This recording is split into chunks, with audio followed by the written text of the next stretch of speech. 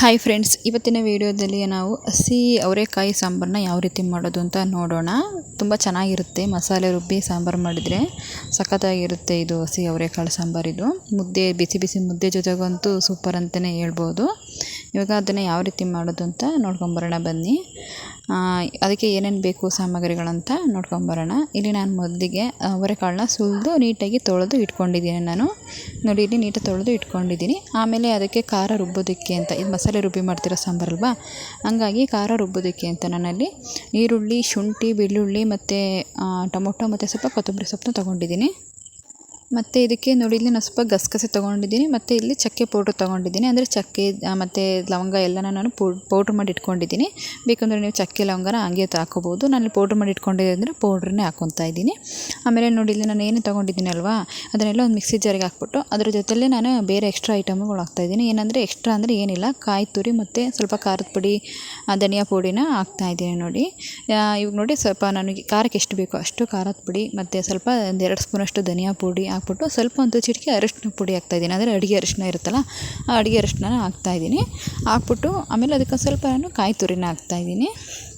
ಕಾಯಿ ತುರಿ ಹಾಕಿದರೆ ಚೆನ್ನಾಗಿರ್ತೀನಿ. ಕಾಯಿ ತುರಿ ಇಲ್ದಲೇ ಮಸಾಲೆ ರುಬ್ಬಕ್ಕೆ ಬರೋಲ್ವಲ್ಲ, ಕಾಯಿ ತುರಿನ ಹಾಕ್ಬಿಟ್ಟು ಸ್ವಲ್ಪ ನಾನು ಕಡಲೆ ಇರುತ್ತಲ್ಲ, ಹುರ್ಗಡ್ಲೆ, ಆ ಕಡಲೆನ ಹಾಕ್ತಾಯಿದ್ದೀನಿ. ಕಡಲೆ ಹಾಕ್ಬಿಟ್ಟು ಸ್ವಲ್ಪ ನೀರು ಹಾಕ್ಬಿಟ್ಟು ಇದನ್ನು ನೀಟಾಗಿ ನುಣ್ಣಗೆ ಗ್ರೈಂಡ್ ಮಾಡ್ಕೊಂಡು ಬಂದುಬಿಡೋಣ. ಚೆನ್ನಾಗಿರುತ್ತೆ ಇದು ಈ ಥರ ಮಾಡಿದರೆ.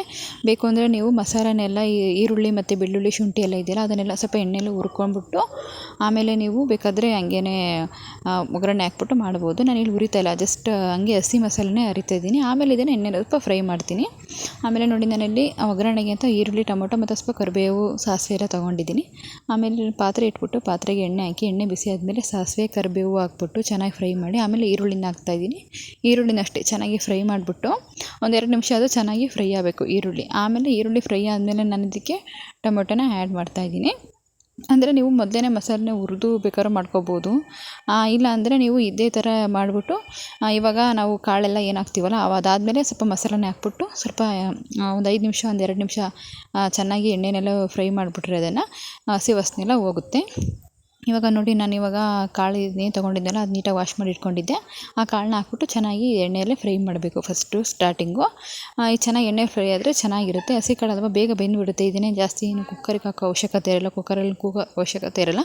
ಜಸ್ಟ್ ಪಾತ್ರೆಯಲ್ಲಿ ಒಂದು 5 ನಿಮಿಷ ಬೇಯಿಸಿದ್ರೆ ಬೇಗ ಬೆಂದುಬಿಡುತ್ತೆ. ಇವಾಗ ನೋಡಿ, ನಾನೇನು ಮಸಾಲೆ ರುಬ್ಬಿದ್ನಲ್ವ, ಆ ಮಸಾಲೆನ ಇದಕ್ಕೆ ಆ್ಯಡ್ ಮಾಡ್ತಾಯಿದ್ದೀನಿ.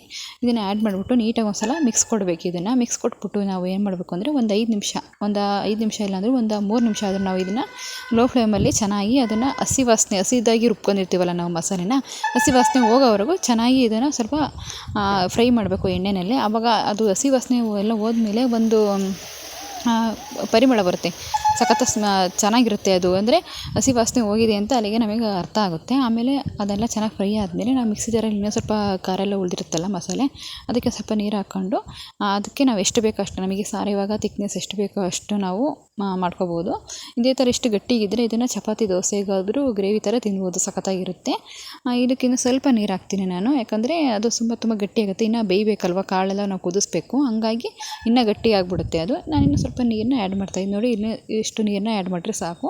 ತೀರಾ ಈ ಮಸಾಲೆ ಸಾಂಬಾರು ತೀರಾ ನೀರಾಗಿದ್ದರೆ ಅಷ್ಟು ಚೆನ್ನಾಗಿರಲ್ಲ. ಹಸಿ ಕಾಳು ಸಾಂಬಾರು ಇರ್ತಾವಲ್ಲ, ತೀರಾ ನೀರಾಗಿದ್ದರೆ ಅಷ್ಟು ಚೆನ್ನಾಗಿರಲ್ಲ. ಸ್ವಲ್ಪ ಗಟ್ಟಿನೂ ಬೇಡ, ತೆಳ್ಳಗೂ ಬೇಡ, ನನಗೆ ಸ್ವಲ್ಪ ಮೀಡಿಯಮ್ ಆಗಿದ್ದರೆ ಓಕೆ. ಆಮೇಲೆ ನಾನು ಲಾಸ್ಟಿಗೆ ಇಲ್ಲಿ ಕೊತ್ತಂಬರಿನ ಕಾಯಿ ತುರಿನ ಹಾಕ್ತಾಯಿದ್ದೀನಿ. ಕಾಯಿ ತುರಿ ಹಾಕಿದರೆ ಸಖತ್ತಾಗಿರುತ್ತೆ. ಬೇಕು ಅಂದರೂ ಹಾಕ್ಬೋದು, ಬೇಡ ಅಂದರೆ ಸ್ಕಿಪ್ ಮಾಡ್ಬೋದು. ಮತ್ತು ಬೇಕು ಅಂದರೂ ಕೊತ್ತಂಬರಿನೂ ಸಹಿತ ಮೇಲೆ ಹಾಕೋಬೋದು. ನಾನಿಲ್ಲಿ ಕೊತ್ತಂಬರಿ ಎಲ್ಲ ಮೇಲೆ ಹಾಕ್ತಿಲ್ಲ, ಬರೀ ಜಸ್ಟ್ ಕಾಯಿ ಮಾತ್ರ ಹಾಕ್ತಿರೋದು. ನೋಡಿ ಇವಾಗ ಸಾರು ಎಷ್ಟು ಚೆನ್ನಾಗಿ ಕುದೀತಾ ಇದೆ ಅಂತ. ಈ ವಿಡಿಯೋನ ಯಾರೆಲ್ಲ ಫಸ್ಟ್ ಟೈಮ್ ನೋಡ್ತಾ ಇದ್ದೀರಾ ಪ್ಲೀಸ್ ಸಬ್ಸ್ಕ್ರೈಬ್ ಮಾಡ್ಕೊಂಡು ನನ್ನ ವೀಡಿಯೋನ ನೋಡಿ. ಯಾರೆಲ್ಲ ವೀಡಿಯೋ ನೋಡ್ತಾ ಇದ್ದೀರಾ ಪ್ಲೀಸ್ ದಯವಿಟ್ಟು ಲೈಕ್ ಕೊಡಿ. ಇದೇ ಥರ ನಿಮ್ಮ ಸಪೋರ್ಟು ನನಗೆ ಯಾವಾಗಲೂ ಇರಲಿ ಫ್ರೆಂಡ್ಸ್ ಅಂತ ಕೇಳ್ಕೊತೀನಿ. ಆಮೇಲೆ ನೋಡಿ, ಈ ಕಡೆ ಮುದ್ದೆನೂ ಅಷ್ಟೇ ರೆಡಿ ಮಾಡ್ತಾಯಿದ್ದೀನಿ. ಮುದ್ದೆ ಎಲ್ಲ ಆದಮೇಲೆ ಸಾಂಬಾರೆಲ್ಲ ರೆಡಿ ಆಗಿದೆ, ಮುದ್ದೆ ಮಾಡ್ತಾಯಿದ್ದೀನಿ. ನೋಡಿ, ಮುದ್ದೆನೂ ಇವಾಗ ರೆಡಿ ಆಗಿದೆ. ಬಿಸಿ ಬಿಸಿ ಮುದ್ದೆಗೆ ಈ ಥರ ಹಸಿ ಅವರೆಕಾಳು ಸಾರನ್ನ ಹಾಕ್ಕೊಂಡು ತಿಂತಾಯಿದ್ರೆ ಸಖತ್ತಾಗಿರುತ್ತೆ. ನೋಡಿ, ನೀವು ಒಂದ್ಸಲ ಮನೆಯಲ್ಲಿ ಇದೇ ಥರ ನಾನು ಯಾವ ಥರ ಹೇಳ್ಕೊಟ್ಟಿನಿ ಆ ಥರ ಒಂದ್ಸಲ ಸಾಂಬಾರನ್ನ ಟ್ರೈ ಮಾಡಿ ನೋಡಿ, ಸಖತ್ತಾಗಿ ಬರುತ್ತೆ. ಹೇಗಿತ್ತು ಅಂತ ಕಮೆಂಟ್ ಮಾಡಿ, ಓಕೆನಾ? ಇವತ್ತಿನ ವೀಡಿಯೋ ಇಷ್ಟೇ ಫ್ರೆಂಡ್ಸ್. ಯಾರೆಲ್ಲ ನನ್ನ ವೀಡಿಯೋನ ಕೊನೆವರೆಗೂ ನೋಡಿದರೆ ಥ್ಯಾಂಕ್ ಯು ಸೋ ಮಚ್. ಇದೇ ಥರ ನನ್ನ ವೀಡಿಯೋನ ನೋಡ್ತಾಯಿರಿ, ಸಪೋರ್ಟ್ ಮಾಡ್ತಾಯಿರಿ. ಹಾಗೆ ಯಾರೆಲ್ಲ ಫಸ್ಟ್ ಟೈಮ್ ನೋಡ್ತಿದ್ದೀರಾ ಪ್ಲೀಸ್ ಸಬ್ಸ್ಕ್ರೈಬ್ ಮಾಡ್ಕೊಂಡು ನನ್ನ ವೀಡಿಯೋನ ನೋಡಿರಿ ಫ್ರೆಂಡ್ಸ್. ನಾಳೆ ಇನ್ನೊಂದು ವೀಡಿಯೋದಲ್ಲಿ ಸಿಗ್ತೀನಿ. ಬಾಯ್.